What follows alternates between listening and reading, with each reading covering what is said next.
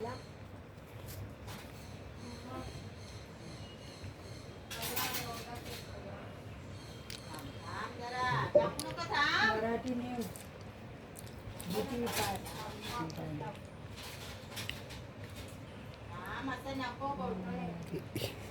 त्याच्या हातातला काढून काढून खाते दीदी.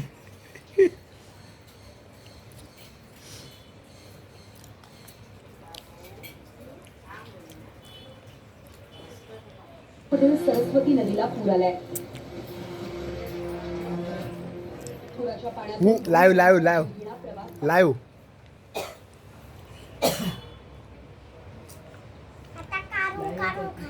काढून काढून खाते. केक आहे काय? त्या दोघांना द्यायला सांग. केक असेल तर त्या दोघांना द्यायला सांग. बीड आणि जालन्याच्या सीमेवर असलेली गोदावरीला 4 दिवसांपासून कोसळली आहे. केक आहे काय? केक आहे त्या दोघांना दे. बीडच्या मग तिथे थांब. कडी नदीला मोठा पूर आलाय. यामुळे काही घरं आणि मंदिरांसह शेती पिकं पाण्याखाली गेली आहे. नदीकाठच्या नागरिकांचं जनजीवन विस्कळीत झालंय.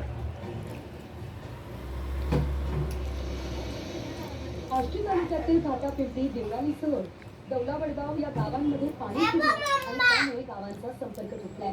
इथल्या परिसरातील शेतीला तलावाचं नद्यांचं स्वरूप आलंय.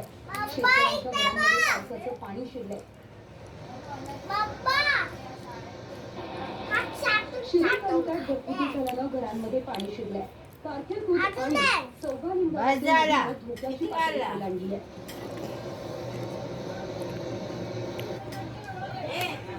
पाथर्डी तालुक्यात देखील ढगफुटी सदृश्य पावसाचं थैमान पाहायला मिळालंय. पुरात अडकलेल्या नागरिकांची जेसीबीच्या सहाय्याने सुटका केली आहे.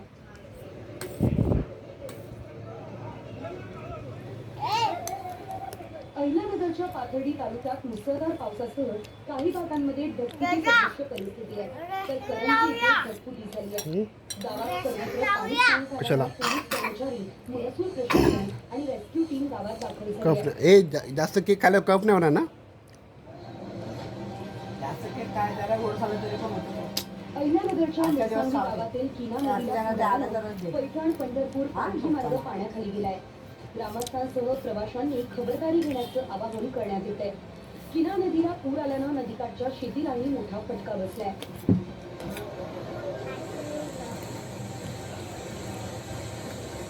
छत्रपती संभाजीनगरच्या सिल्लोड तालुक्यातल्या घाटनांद्रा परिसरामध्ये ढगफुटी सदृश्य काय दाखवतं? हे आपलं घरासमोर असतं रोज असं. तर घरातला वाहून जात आहे. पैठण तालुक्यातील जायकवाडी वसाहत पाण्याखाली गेली आहे. घरात पाणी शिरलंय.